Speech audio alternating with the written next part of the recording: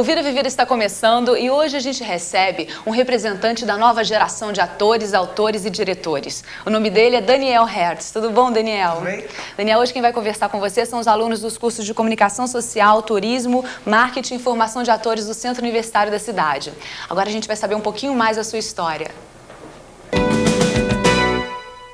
Daniel Hertz nasceu no Rio de Janeiro em 1963.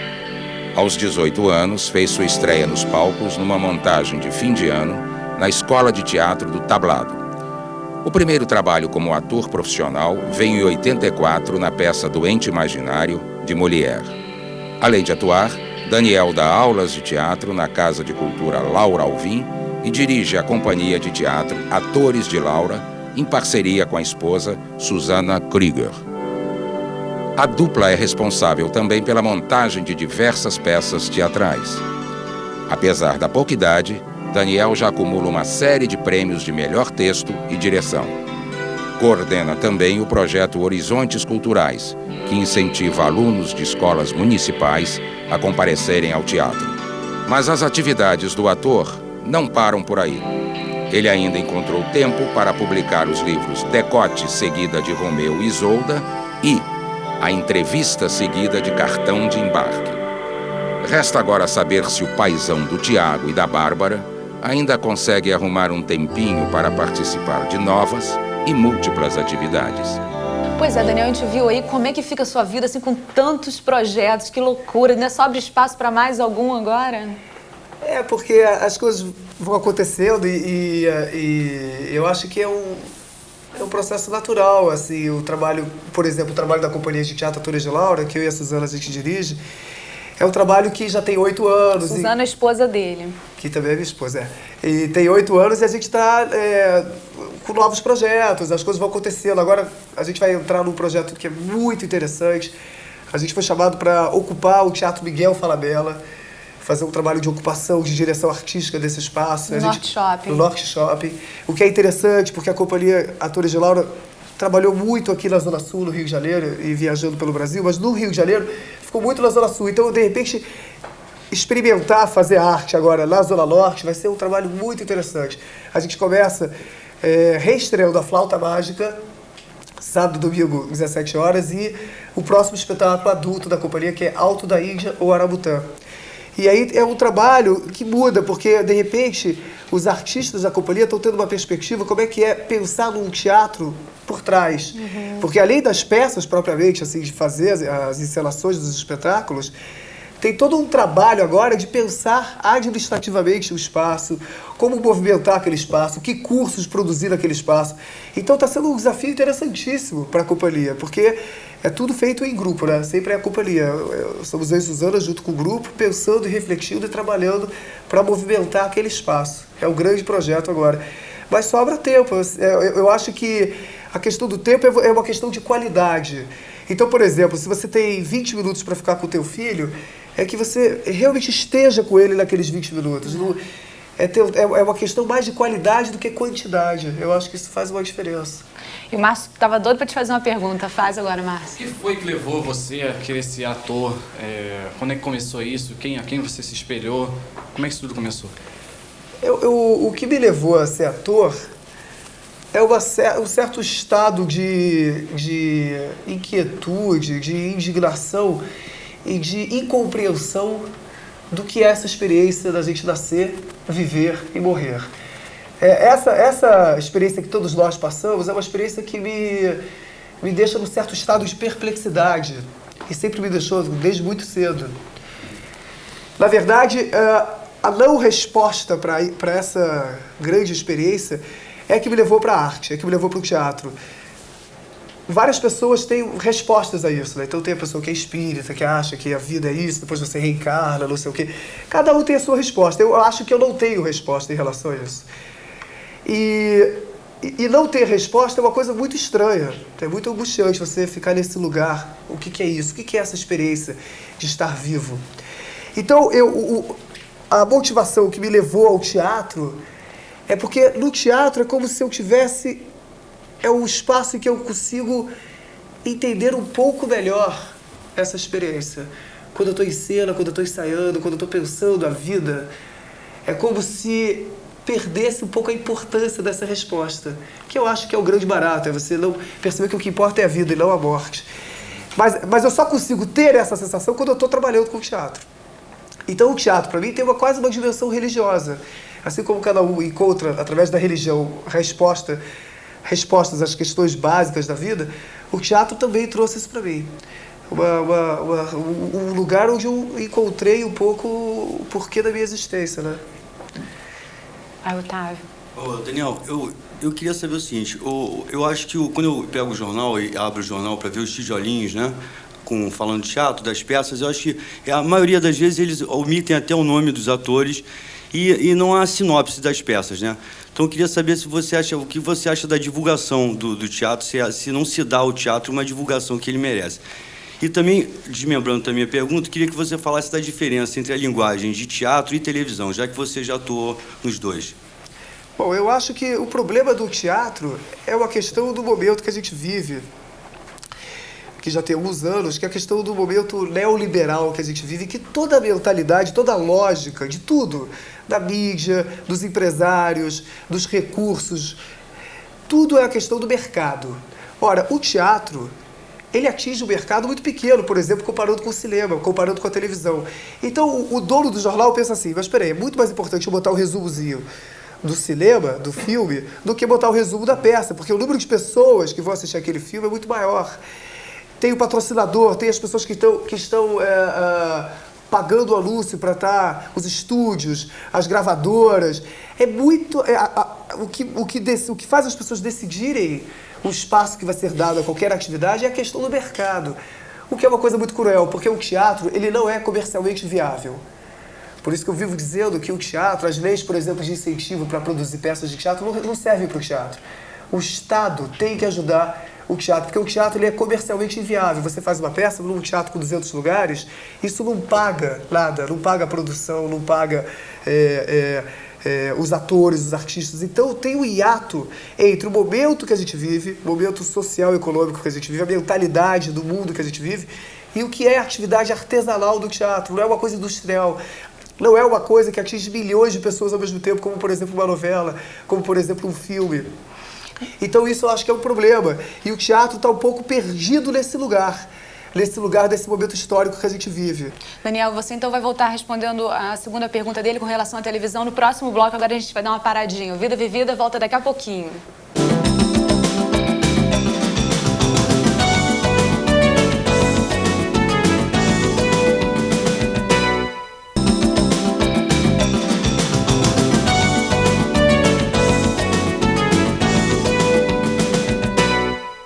O Vida Vivida está de volta hoje com ator, autor e diretor Daniel Hertz. E o Daniel estava aqui respondendo a pergunta do Otávio. Você repete, Otávio, então, por favor? Eu perguntei, Daniel, eu queria saber a diferença entre a linguagem de teatro e televisão, já que você atua em teatro e já atuou em televisão. Eu acho que para ser mais sucinto possível, eu acho que a proposta do teatro, pelo menos é assim que eu vejo, é distorcer a realidade. Quer dizer, você vai no teatro não para ver a vida como ela é, mas ver a vida como ela poderia ser ou não ser. Você tentar mostrar, abrir para o público uma forma diferente de perceber a vida. Eu acho que a televisão e o cinema trabalham mais com uma tentativa de reproduzir a vida como ela é, que é um pouco que a gente fala assim, o naturalismo, né? A linguagem. Então, por exemplo, o ator, quando vai interpretar na televisão, ele busca ser o mais natural possível. Enquanto no teatro, não necessariamente esse é o caminho. O caminho do artificial, o que não quer dizer não ser sincero, você pode ser sincero sendo muito artificial. Então, por exemplo, eu posso de repente determinar que a partir de agora todos nós ficamos parados assim. E isso pode ser muito esquisito, mas se a gente acreditar que isso é uma forma de estar presente, de estar vivo, isso passa a ser um código teatral entre nós todos aqui. E com isso a gente pode estar querendo dizer alguma coisa para o mundo. Será que as pessoas sabem como é que elas estão colocando os braços delas no seu dia a dia? Então eu acho que o teatro tem esse grande barato, que é ele tem que abandonar a ideia de tentar reproduzir a vida, porque o teatro nunca vai conseguir competir com a televisão e com o cinema. Nunca vai ser tão... O know-how do teatro não é o efeito, a técnica, o conseguir fazer como se fosse de verdade. O barato do teatro é distorcer a realidade. Eu acho que é um pouco por aí, às vezes. Ok, obrigado. Agora, Fala, Daniel, eu queria saber se o fazer teatro é um meio de chegar na televisão. Eu não sei. Eu acho que depende de cada um. Eu acho que todas as experiências do ator são válidas. Fazer teatro, fazer cinema, fazer televisão, fazer teatro de rua, tudo é muito interessante. O que eu acho importante sobre a tua pergunta é cada um pensar por que está fazendo cada coisa. Se hoje eu estou aqui com vocês fazendo uma peça, digamos que isso aqui fosse uma peça de teatro, e a gente está ensaiando uma peça, e eu estou fazendo essa peça porque eu quero fazer televisão, eu não vou estar pleno aqui, eu não vou estar inteiro aqui, eu não vou estar descobrindo o meu potencial, me aperfeiçoando como artista. Por quê? Porque toda a minha lógica, a minha energia, a minha motivação está fora daqui. Então eu acho que a questão não é se é para ou não, a questão é você ter que estar em cada lugar plenamente. A televisão, ela é, no nosso país, um meio de sobrevivência da profissão do ator, mas não é o único.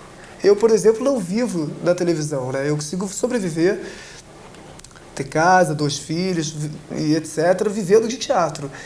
Então eu acho que tem que tomar cuidado com essa tirania, que é como que eu posso chegar na televisão, como que eu posso chegar na televisão, e aí você não está vivendo as coisas.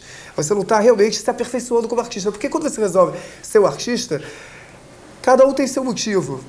Mas se você não tiver essa lógica de que você sempre tem que se aperfeiçoar, você está perdido, né? Você para, né? Você estagna. Olha só, Daniel, você no começo deixou claro que você se sente vivo fazendo teatro, você procurou o teatro, você questionava o que seria de nós depois, da vida, se sente vivo. Como é que você vê o comentário das pessoas, tanto quanto a teatro como a televisão, disso ser um meio promíscuo, disso ser um meio onde as pessoas casam e descasam, todo mundo dorme com todo mundo? Eu acho que tem um pouco de preconceito aí, né? Eu acho que o que é legal no meio teatral é que tem de tudo. Tem isso que você está falando e tem as pessoas mais certinhas que casam com uma pessoa, não experimentam outras relações e ficam o tempo inteiro com aquela pessoa. Tem de tudo. Na verdade, o artista é um ser que está trabalhando com a sua sensibilidade, né? Tá o tempo inteiro, ele o tempo inteiro tem que ficar polindo, né, a sua sensibilidade para não criar crostas que vão bloqueando a possibilidade de ele se expressar para o mundo. Ora, esse treino de se expressar para o mundo exige esse aperfeiçoamento da sensibilidade.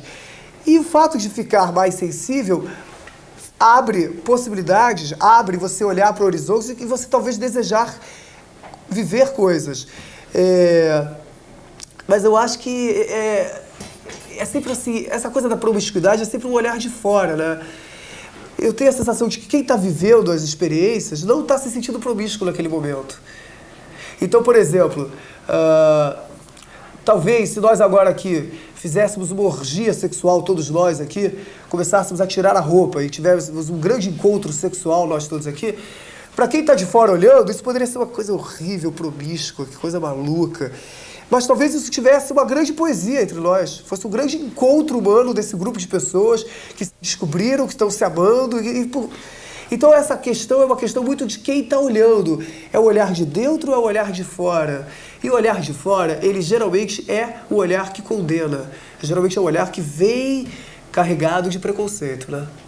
E o Daniel fora de cena? Tirando teatro, você tem alguma paixão? Tirando teatro? eu tenho, assim, eu acho que agora eu vou fazer um discurso bem tradicional para contradizer o que eu acabei de falar dessa orgia aqui nossa. Eu acho que uma outra paixão é minha família, né? Que é uma grande experiência de vida. Você ter filhos é um negócio muito esquisito e muito maravilhoso. E como é esse convívio na sua casa? É maravilhoso, porque não é tradicional, porque a rotina é uma rotina muito quebrada, depende de cada 6 meses você está com uma rotina completamente diferente. Isso tem o lado bom e tem o lado ruim. tem o lado bom que, por exemplo, a grande parte das manhãs eu estou com meus filhos. Geralmente, os pais nessa hora estão trabalhando. E tem o lado ruim que, às vezes, muitas noites eu não estou em casa. A maioria das minhas noites eu estou trabalhando. Mas também quando você está em casa, está a todo vapor, tá vivendo aquilo intensamente. E o artista é uma criança também, né? Então eu brinco muito, é muito gostoso, né? Daniel, eu acho que minha outra paixão, só para terminar, minha outra paixão é esporte, né? Eu sou um cara assim... Eu nado todo dia no Flamengo. Então no próximo bloco você vai contar isso pra gente, como é que é a vida do Daniel, esportista.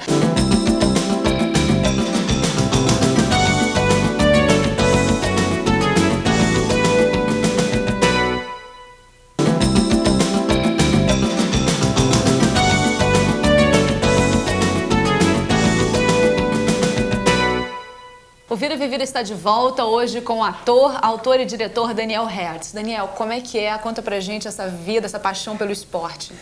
É uma coisa que eu sempre tive, né? Eu adoro qualquer esporte.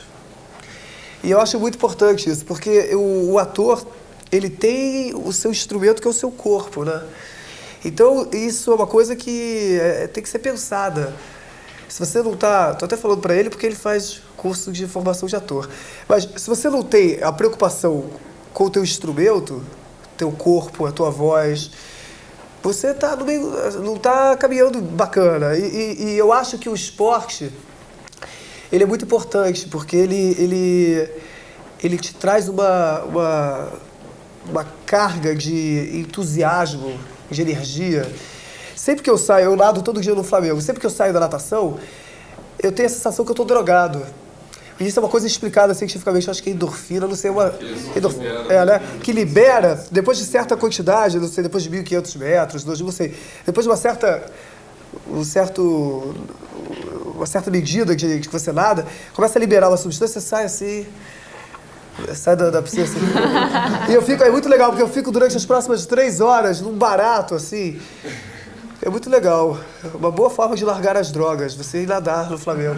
Aí é o seguinte, eu acho que isso é importante, né? O esporte é muito bacana. Você acha que você, levando essa vida de ator, diretor, você acha que você pode influenciar seus filhos para seguir a mesma carreira?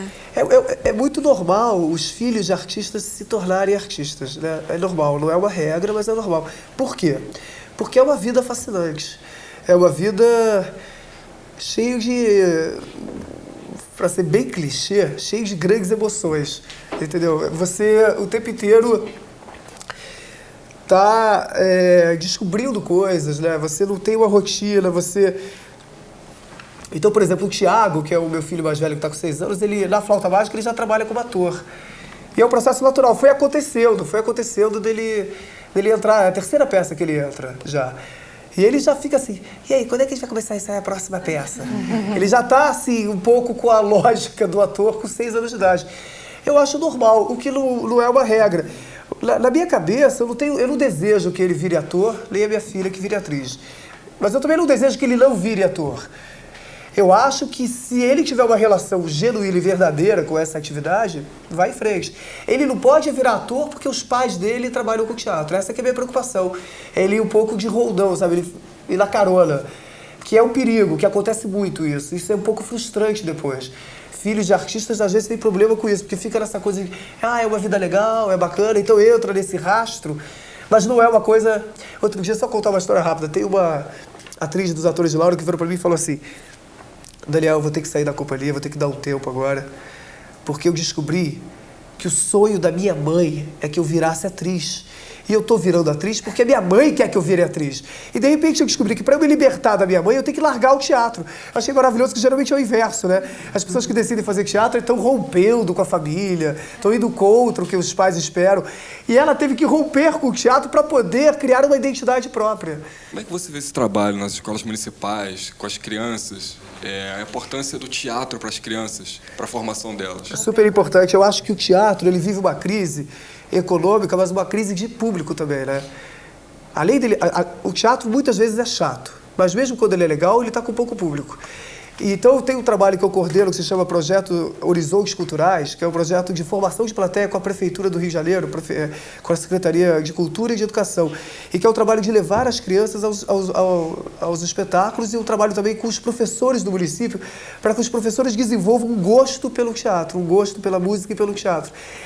Se não existir agora um trabalho muito sério em relação à formação de plateia, o teatro caminha para um problema muito grande, que é você ter muita gente fazendo teatro para ninguém. Não adianta, né? Então, eu acho que é super importante a tua pergunta. A formação de público agora é tão importante quanto você conseguir recursos para produzir os espetáculos. Vem cá, e você acha que qualquer pessoa pode fazer teatro, mesmo tendo outra profissão, assim, fazendo como hobby? Acho que o teatro, ele é uma atividade que você aprende a se conhecer. Por quê? Se eu, por exemplo, eu tenho que fazer agora aqui, agora eu tenho que fazer uma mulher aqui na frente de vocês, um personagem mulher, eu tenho que saber como é que é o meu corpo de homem para que eu possa moldar, transformar esse corpo para virar uma mulher. Eu só vou conseguir virar uma mulher se eu antes conhecer quem eu sou como homem. Que corpo é esse que eu tenho? Então, isso é um exemplo desse autoconhecimento. Então, nesse sentido, o teatro é muito interessante, porque você aprende a se conhecer e aprende a abrir o teu leque de possibilidades expressivas. E a ideia da expressão da comunicação é uma ideia muito em voga atualmente, né? A questão de você saber se comunicar, saber se colocar para o outro. Nesse sentido, o teatro é muito legal. Ele serve para vários interesses, né? Desde interesses terapêuticos a interesse de outras profissões, sei lá, uma pessoa que quer ser jornalista, talvez seja interessante. Seja interessante fazer teatro, quer dizer, eu acho que... Então é muito legal, a gente estava conversando aqui, é importante essa experiência de ir para a cena e se expor. Né? Daniel, então eu queria, o nosso tempo chegou ao fim, infelizmente não dá mais, mas eu queria que você encerrasse deixando uma mensagem para o Álamo e para outros tantos jovens que estão aí querendo investir nessa carreira de ator. Eu só queria dizer que é uma carreira muito árida, muito difícil. Eu acho que quem decide ser ator tem que renunciar a um pouco a lógica que a gente tem hoje em dia. Qual é a lógica que a gente tem hoje em dia? A voracidade do capital. Todo mundo pensa que até os 30 anos tem que ter $1 milhão, tem que ter um carro importado, tem que ter um apartamento, não sei o quê. Muita gente vive hoje em dia sobre essa batida, né? A questão ideológica se esvaziou muito nos anos 90, nos anos 80, e hoje em dia tudo que move as pessoas é ganhar dinheiro. Quem decide caminhar para essa profissão tem que um pouco renunciar a essa ideia. Né? Tem que entender que é uma vida fascinante, maravilhosa, mas não é uma vida que você vai ficar muito rico. Mesmo quem faz televisão não necessariamente fica muito rico. Tá? Então, eu acho que isso é importante, essa ideia. E eu acho que tem que pensar o seguinte, nós, atores, somos contadores de história. Se eu quero fazer teatro é porque eu tenho uma necessidade de contar uma história para alguém.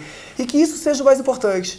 Não a fama, o sucesso, a projeção, o dinheiro, que são coisas muito legais, não tenho nada contra, mas se você perder essa questão mais genuína, que é ser um contador de história, você não está conectado.